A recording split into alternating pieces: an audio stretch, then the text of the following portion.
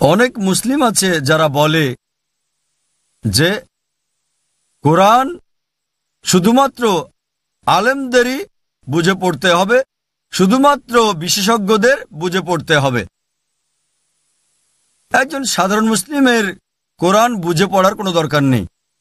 কোরআন শুধুমাত্র আলেমরাই বুঝে পড়বে, শুধুমাত্র বিশেষজ্ঞরা বুঝে পড়বে। আমি আলোচনা শুরু করেছিলাম একটা আয়াতের উদ্ধৃতি দিয়ে, যেটা কারিও অনুষ্ঠানের শুরুতে তেলাওয়াত করেছিলেন, যেটা আছে সূরা কামার অধ্যায় নম্বর 54, কমপক্ষে 4 বার। সূরা কামার অধ্যায় নম্বর 54, আয়াত নম্বর 17, আয়াত নম্বর 22, আয়াত নম্বর 32 এবং আয়াত নম্বর 40। ওয়ালাকাদ ইয়াসসারনাল কুরআনা লিযিকরি ফাহাল মিন মুদ্দাকির। আমি তোমাদের জন্য কোরআনকে সহজ করে দিয়েছি বুঝতে এবং মনে রাখতে, তারপরও কি তোমরা উপদেশ গ্রহণ করবে না? আল্লাহ সুবহানাহু ওয়া তাআলা স্রষ্টা বলেছেন যে আমি তোমাদের জন্য কোরআনকে সহজ করে দিয়েছি, তারপরও কি তোমরা তা গ্রহণ করবে না? আল্লাহ কোরআনে অনেকবার বলেছেন, যেমন বলেছেন সূরা বাকারা অধ্যায় নম্বর 2 আয়াত 242, লাআল্লাকুম তাকিলুন, যাতে তারা বুঝতে পারে। আল্লাহ বলেন সূরা হিজর অধ্যায় 15 আয়াত 1, আলিফ লাম রা তিলকা আয়াতুল কিতাব ওয়াল কুরআনিল মুবিন।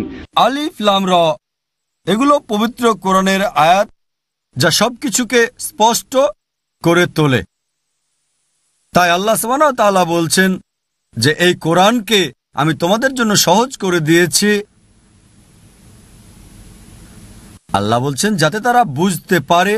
আল্লাহ বলছেন আমি কোরআনের আয়াত নাজিল করেছি যাতে তোমাদের কাছে সবকিছু স্পষ্ট করে তোলে। সুতরাং কাকে মানবেন, কার কথা অনুসরণ করবেন? ওই সকল মুসলিমকে যারা বলে যে কোরআন শুধু বিশেষজ্ঞরাই বুঝবে, নাকি আমাদের স্রষ্টা আল্লাহ সুবহানাহু ওয়া তাআলার নির্দেশ মান্য করবেন যে এটা সহজ করে দেওয়া হয়েছে যাতে মানুষ বুঝতে পারে?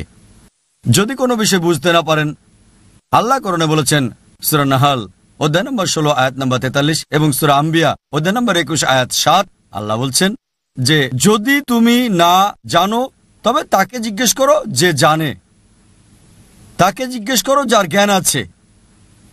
যদি কোনো কিছু না বোঝো, যদি জ্ঞান না থাকে, তাহলে যার কাছে জ্ঞান আছে তাকে জিজ্ঞেস করো।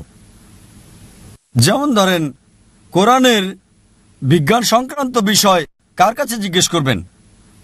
কোনো মুচিকে জিজ্ঞেস করবেন? নাপিতকে জিজ্ঞেস করবেন? একজন বিজ্ঞানীকে জিজ্ঞেস করবেন, কারণ একজন বিজ্ঞানী বিজ্ঞানের ক্ষেত্রে অভিজ্ঞ, একজন বিজ্ঞানী বিজ্ঞানের ক্ষেত্রে বিশেষজ্ঞ। একইভাবে কোরআনের মেডিসিন সংক্রান্ত বিষয় কাকে জিজ্ঞেস করবেন? স্বাভাবিকভাবে ডাক্তারকে জিজ্ঞেস করবেন, কারণ ডাক্তার এই বিষয়ে জ্ঞানী, মেডিসিনের ক্ষেত্রে সে একজন বিশেষজ্ঞ। একইভাবে যদি নুজুলে কোরআন সম্পর্কে কিছু জানতে চান, কাকে জিজ্ঞেস করবেন? আলেমকে জিজ্ঞেস করবেন যে দারুল উলুমে পড়েছে হয়তো 7 বছর বা 10 বছর, যে নুজুলে কোরআন সম্পর্কে একজন বিশেষজ্ঞ। তাই এটা নির্ভর করে যে বিষয় সম্পর্কে জানতে চান সেই বিষয়ের অভিজ্ঞ ব্যক্তিকে জিজ্ঞেস করতে হবে। তাই কোরআন বলছে যে কোরআন পড়ার সময় যদি কোনো সমস্যার সম্মুখীন হন, আপনি অবশ্যই এমন একজনকে জিজ্ঞেস করবেন যে বিষয়ে বিশেষজ্ঞ।